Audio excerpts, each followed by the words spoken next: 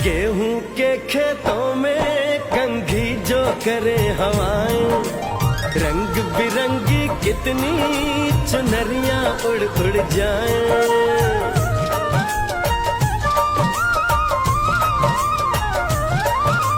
पनघट पर पनहारन जब गगरी भरने आए, मधुर मधुर तानों में कहीं बंसी कोई बजाए। ल सुन लो कदम कदम पे है मिल जानी।